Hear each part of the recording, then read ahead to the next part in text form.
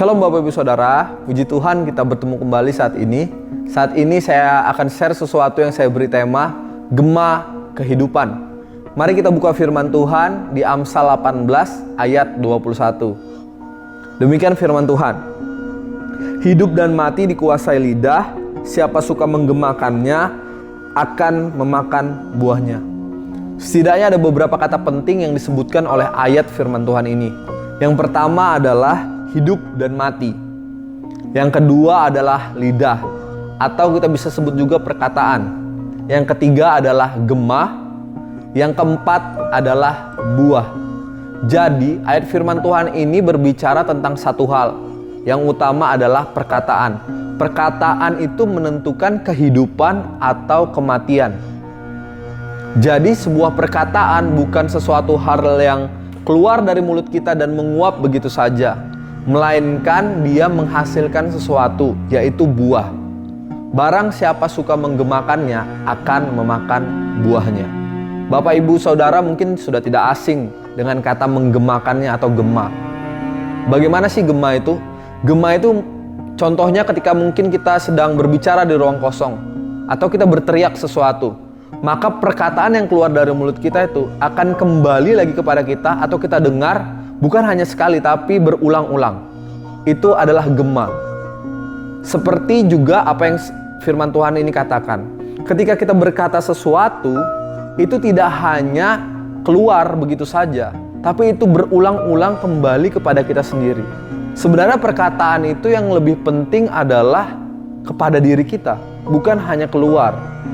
Nah, inilah pentingnya bagaimana kita menjaga perkataan kita supaya perkataan kita adalah perkataan-perkataan yang membangun dan memberikan kehidupan. Makanya firman Tuhan katakan, pilihlah kehidupan atau kematian, berkat atau kutuk. Itu bergantung dari perkataan kita. Karena apa yang kita katakan itu menghasilkan sesuatu, yaitu berbuah, bukan sekedar keluar begitu saja. Ini sangat penting untuk kita mengerti. Karena banyak sekali kita berpikir bahwa perkataan kita itu hanya keluar, keluhan-keluhan kita itu hanya keluar dari mulut dan menguap di udara, padahal tidak demikian. Firman Tuhan dengan tegas bahwa kehidupan dan kematian di dalam kehidupan kita itu bergantung pada setiap perkataan-perkataan yang keluar dari mulut kita. Oleh sebab itu kita perlu memastikan bahwa perkataan itu adalah perkataan yang membangun atau memberkati atau positif, sehingga yang kita terima pun atau yang berbuah dalam hidup kita adalah hal-hal yang baik seturut dengan firman Tuhan. Tidak ada hal yang lebih baik yang dapat kita katakan selain daripada firman Tuhan. Oleh sebab itu dalam keadaan apapun kita bisa memperkatakan segala sesuatunya seperti firman Tuhan.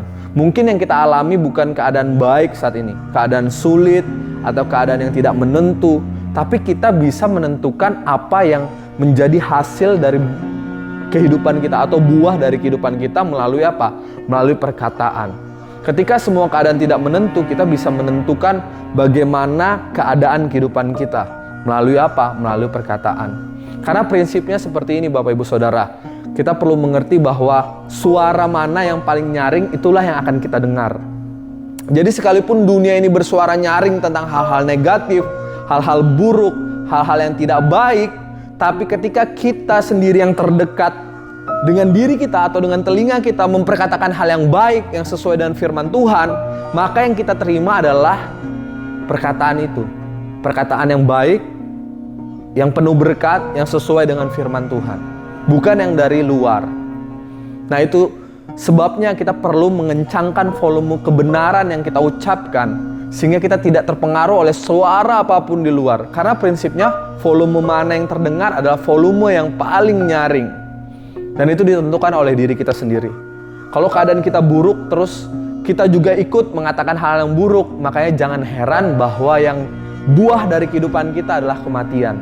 Tapi kalau kita sesuai dengan firman Tuhan, sekalipun keadaan seperti apapun, kita memperkatakan hal-hal yang sesuai dengan firman Tuhan, kebenaran, maka yang kita hasilkan adalah buah-buah kehidupan. Demikian Bapak Ibu Saudara yang saya bisa bagikan. Tuhan Yesus memberkati.